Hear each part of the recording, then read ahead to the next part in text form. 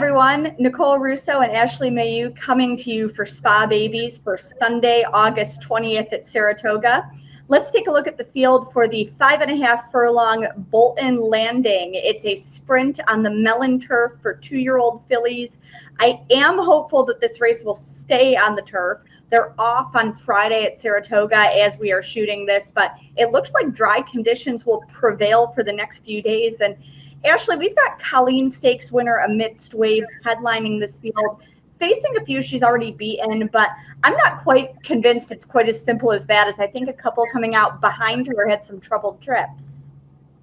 I agree, and I think it is a compact field of 6, but with these 2-year-old fillies, most of them, anywhere, 1 or 3 starts under their belt. We just don't really know what they truly have to offer yet. Some of these horses take a couple of races to really get into form.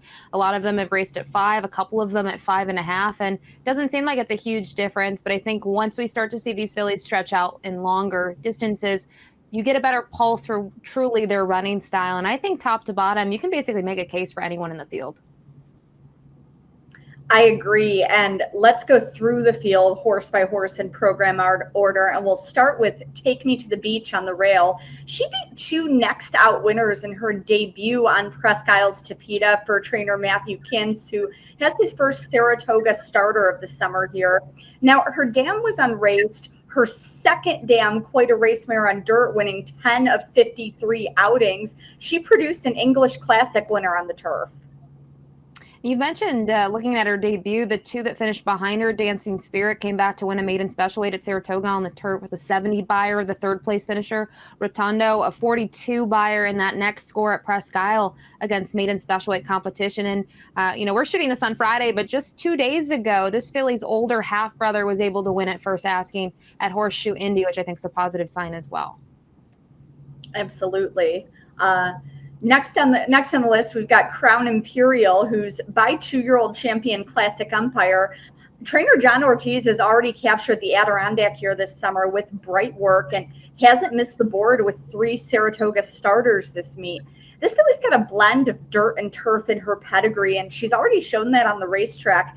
Had a stakes placing on the dirt at Prairie Meadows, and then was a respectable 3rd in the Colleen when she was bumped at the start and on the turn. I think her dirt effort might have been a little bit stronger. Ashley, what are your thoughts? I think so too, but I will say in the Colleen first-time turf, she's taken her show now to 3 different tracks and 3 starts. That can always be a little tough, especially on a younger filly. And I also just don't think the trip really worked out for her. As you mentioned, she did have some troubles at the beginning. I will say from a numbers perspective, her buyer didn't deteriorate too much. It went down 5 points, but from what she's shown so far, a little bit more grit on the main track. Mm-hmm. Well, we already referenced one who finished behind her. So let's now take a look at Amidst Waves winning the Colleen at Monmouth.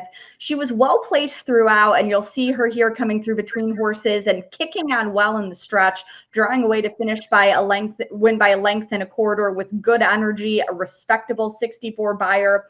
Fergal Lynch was aboard that day down at Monmouth, and she gets leading rider Irad Ortiz aboard Sunday for George Weaver, who he's really having a fantastic year with his 2-year-olds. He's got Royal Ascot winner Crimson Advocate and stakes winner No Name Metz in the barn, along with a couple of Saratoga maiden winners. Yeah, really big year for George Weaver and his youngsters. And we showed the Colleen, and I thought she did a lot right in the stretch. She did kind of sprint away for a little bit, but kind of in that final, maybe even 16th. The 2nd and 3rd place finishers were coming to her just a little bit. They were, diminishing her margin, but I still think she did everything right. You've already alluded to Irad Ortiz Jr. climbing aboard is never a bad sign. He was really putting on a show this meet at Saratoga. And I like that she faced winners for the first time last time out, and she was able to win again. Sometimes that can be challenging. And looking at the field, she is the lone 2-time winner here. She's by the versatile midshipman, who is the sire of plenty good turf horses, including the good turf sprinter Lady Shipman.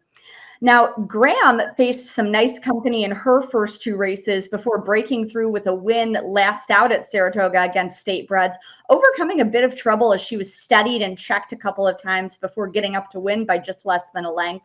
Now, her dam is a dirt winner, but is half to a couple of classy horses, including Uncapped, a stakes place turf sprinter at Churchill, and Fairgrounds Oaks runner-up Wicked Lick.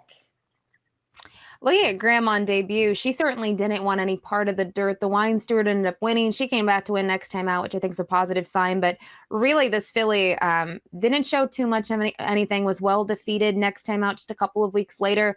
Raced very nicely at Belmont, going 5 ace. I thought got into some trouble. And as you've mentioned, got into trouble last time out, but still ended up getting the job done. And 5.5 at Saratoga. She does have that race under her belt locally and at the distance. And the way that she won, I think she looked very good, and you wonder how good she could be without the trouble that she's had so far.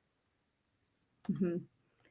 And next up, we get She's Fire, another one coming off a bit of a troubled trip, was fourth in the Colleen after running wide and being bumped and checked.